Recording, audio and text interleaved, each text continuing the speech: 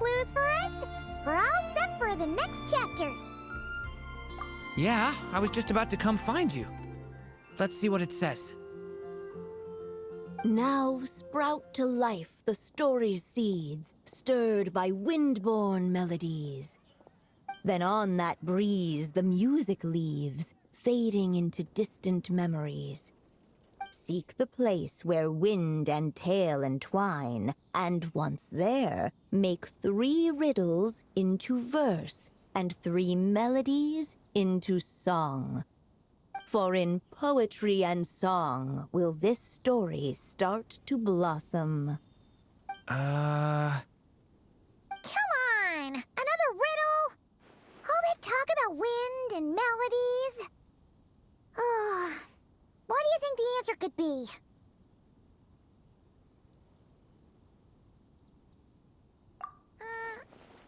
Oh! Care to elaborate? Wind? Music? Poetry? Tone-deaf bards gotta know the answer. You mean Lord Barbados? Albedo introduced us when I first arrived in Mondstadt. I mean, someone like me was bound to catch his eye sooner or later. It's better that it's out in the open anyway. Now, how should we track him down?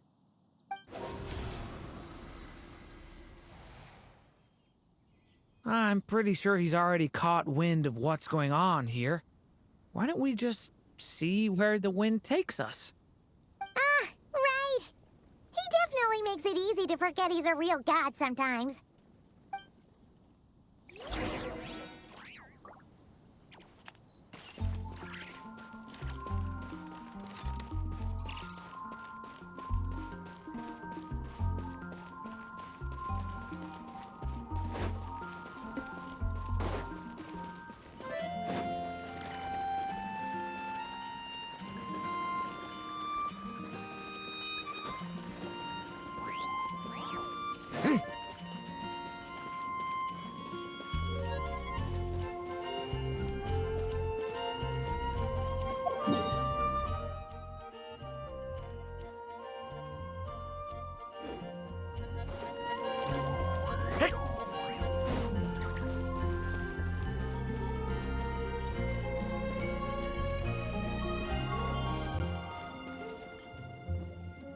Traveler, Paimon! What a sight for sore eyes! And the little dragon from the fairy tale world. I heard your voices calling out to me on the wind. Something about needing help with a riddle? Sorry to disturb you, Lord Barbados. Disturb me? Not at all! To tell you the truth, I'm just as curious about this riddle as you are. Let me take a look.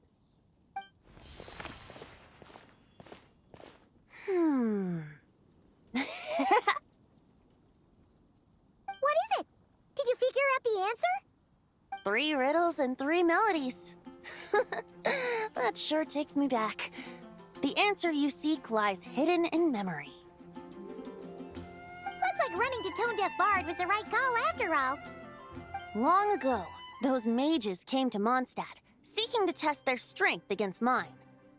But I replied, let us make music, not war, and resolve our conflicts through song. So I strummed my lyre and sang them this verse.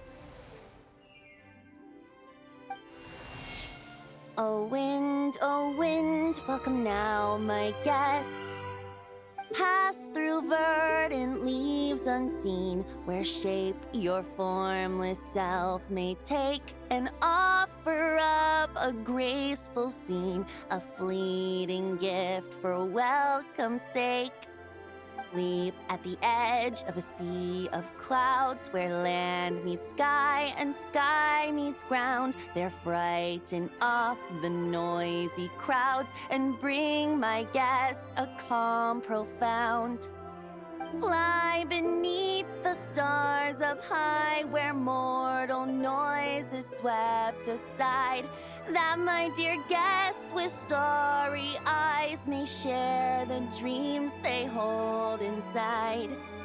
Now go to where I vowed to keep a quiet spot for them to sleep.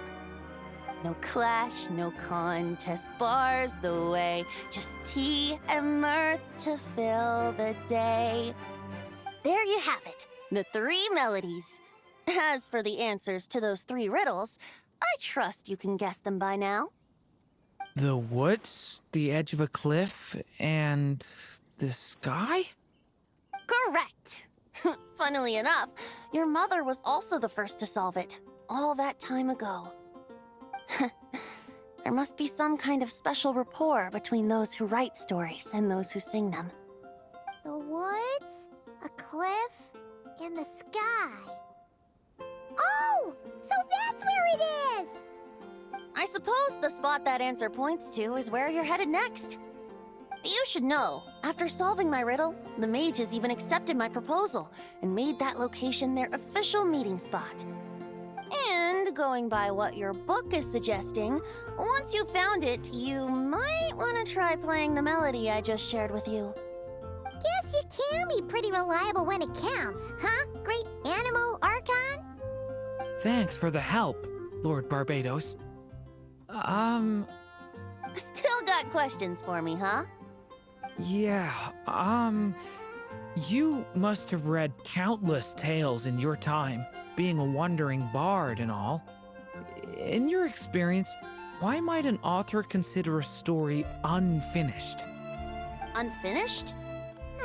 Well, I guess if there's something left to accomplish in the story, or, oh! If the last line goes, "To be continued." Huh? Wow, your helpfulness lasted for like 1 second. In all seriousness, I would think the answer to that question lies in your mother's story itself. It's not my place to pry any further. All right then. We should get going.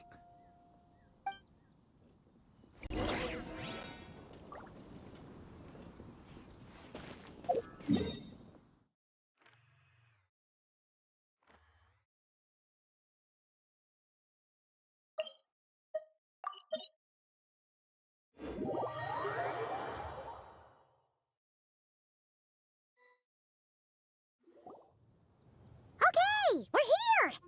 Now, we just need to play the 3 melodies, and we should be able to gather the memories for the next chapter, right? A musical performance? Huh. Out of all the things Miss Lisa has taught me, that's the one I'm worst at.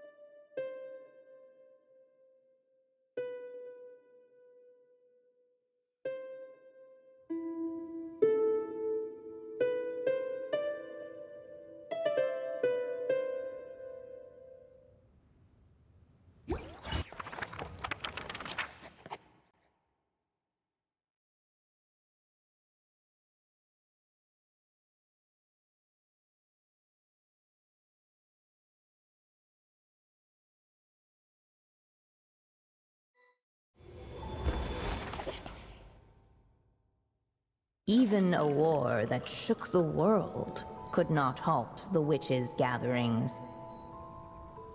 Yet even so, with the passing of time, 3 of their teacups no longer came to be set. The witches did not linger long in sorrow, for the Story Witch had brought glad tidings of her own. Born was her dragon child, safe and sound. Her fellow witches offered up their blessings, eagerly debating how to celebrate the child's birth.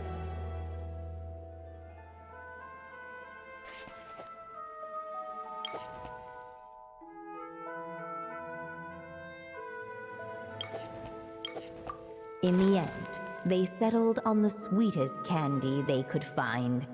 After all, what could be sweeter than the arrival of new life? And so, the witches' gathering turned into a birthday celebration.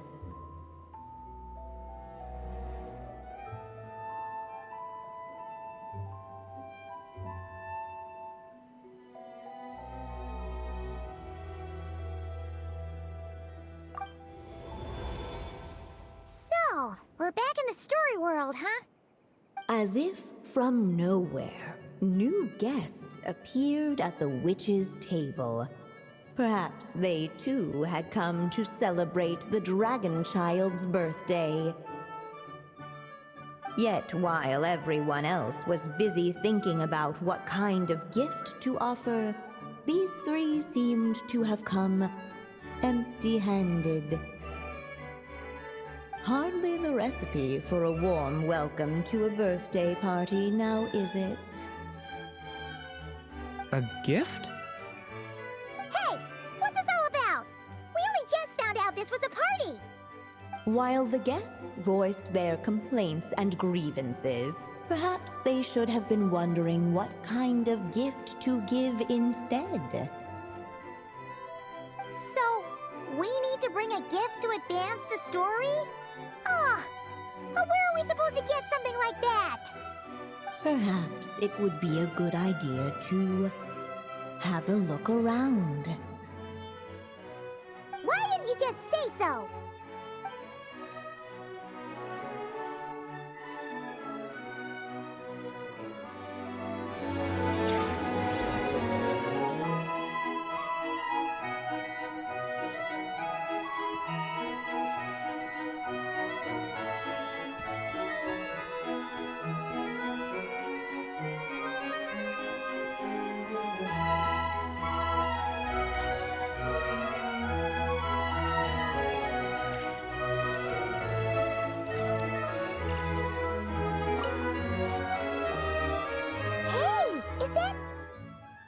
Other Durin? Hey, Mini Durin! Nope, no reaction. Seriously, did he doze off at his own birthday party? Brought to life by the witch's magic ink, the dragon child played with animated glee each time the tip of her pen danced across the page. Yet she could not spend all her time writing. For the upcoming witches' gathering, she had no choice but to set down her pen. But before doing so, she wrote one last line. So did the child drift off into blissful slumber. Huh, that's a bit convenient. Strange. I don't remember ever being at any of the mages' gatherings. When exactly was this birthday party supposed to have happened? No wonder you don't remember. From the looks of it, you were probably fast asleep at the time. The witches went on chatting away, ignoring the empty-handed guests.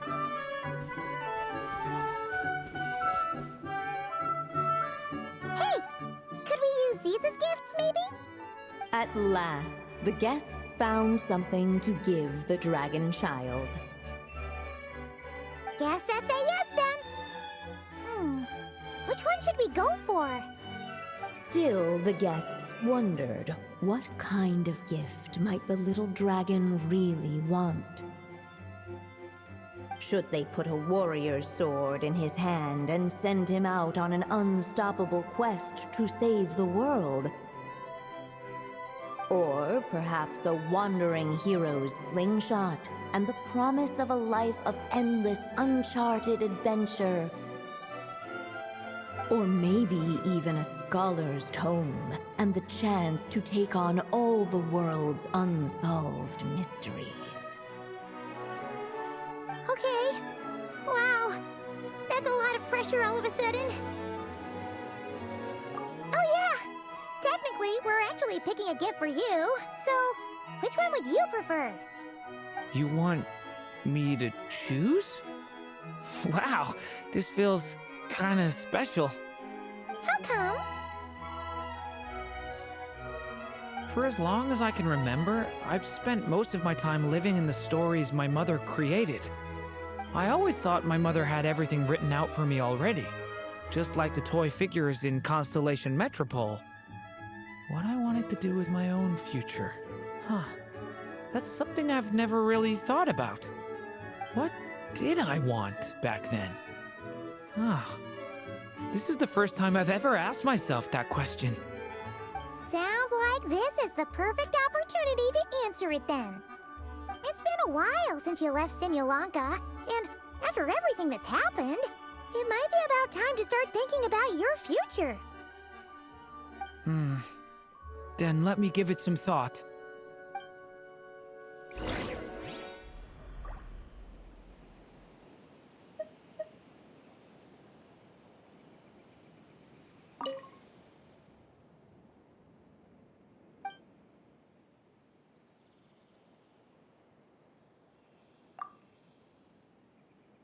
In the end, the guests settled on the wandering hero's slingshot. A wandering hero. So, you're an explorer, just like us. I guess you inspired me. During our journey from Mondstadt to Nodcry, we passed through many places and encountered all sorts of different people. But despite the immense distances between them, there was always one topic that kept cropping up. Your accomplishments. Well, we are world-renowned adventurers, after all. Come to think of it, isn't a wandering hero basically the same thing as an adventurer? I've always thought of adventurers as people who chase after stories, and in doing so, they also leave behind many of their own. I'd like to become someone like that, too.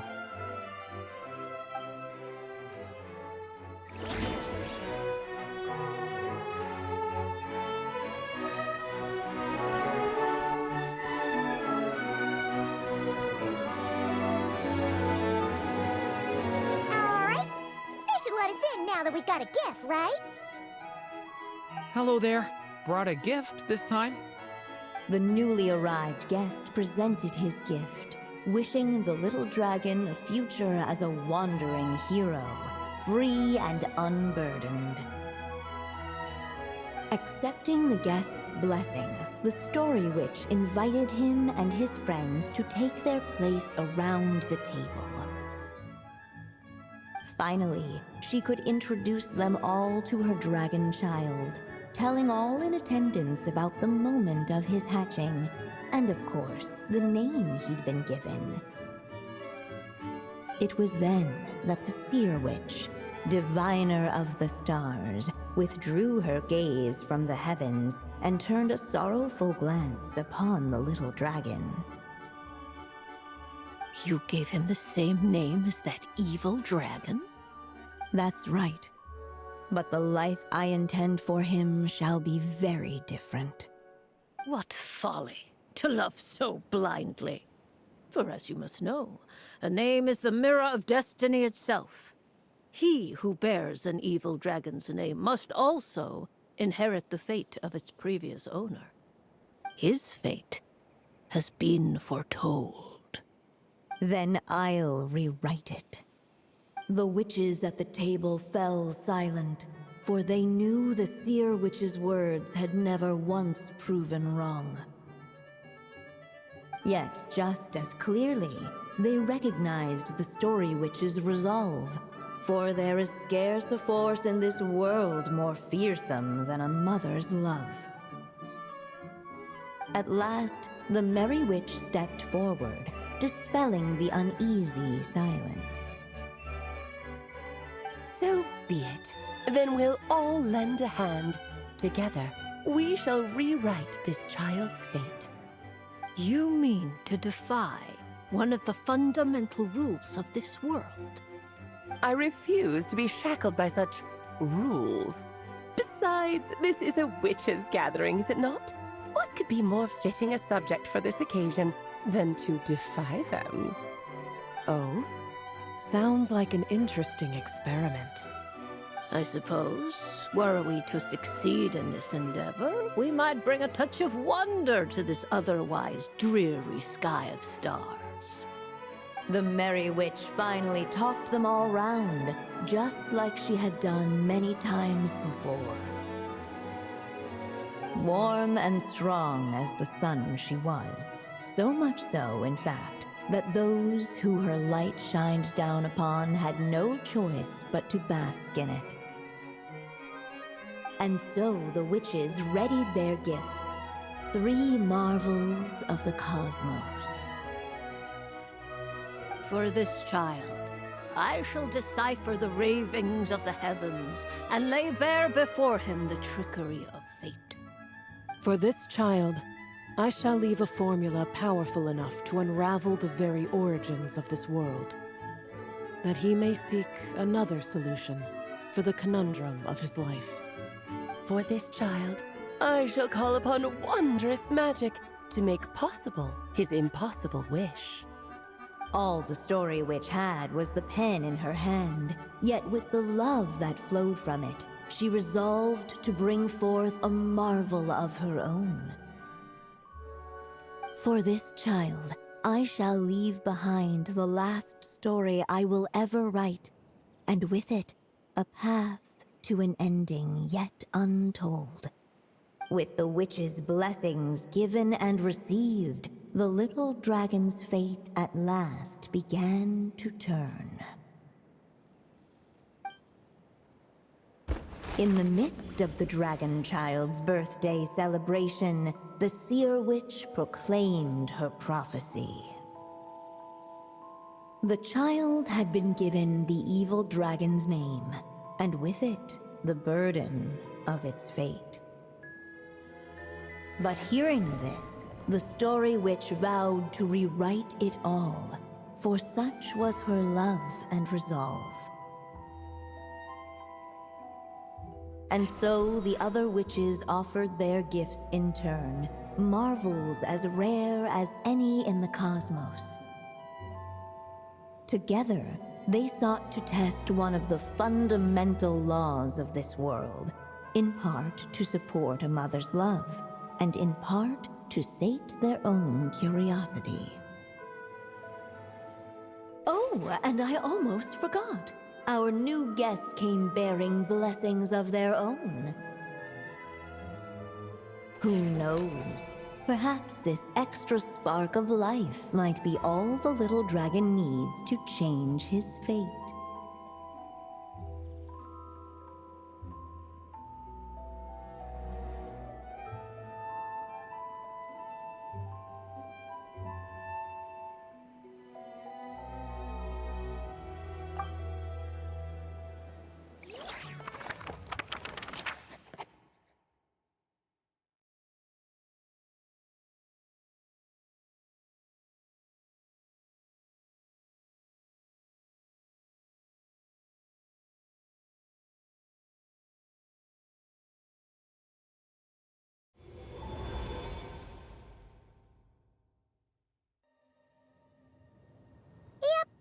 Looks like we've completed this chapter, too.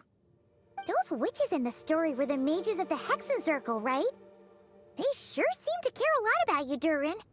But, kinda had trouble following their conversation. Just a bunch of mystery, as usual. The evil dragon's fate. Oh, is that what you're worried about? But didn't we already take care of that? Ah, the mages must have had a hand in that, too. Also, I was just thinking, which part of the story are we even meant to be completing? Oh,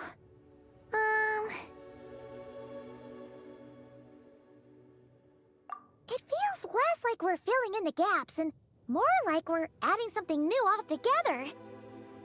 But we use the ink, right? And the book hasn't given us any more clues, so that must mean our task is complete. At least for now. Yeah, I guess we're doing something right.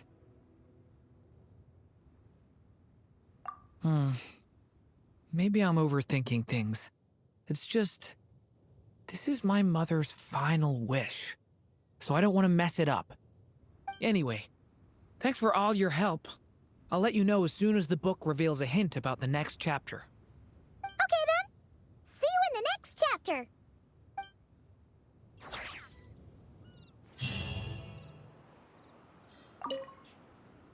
I think I'm gonna stick around, take my time reading through this book. If you feel like jumping back into the story, just come find me.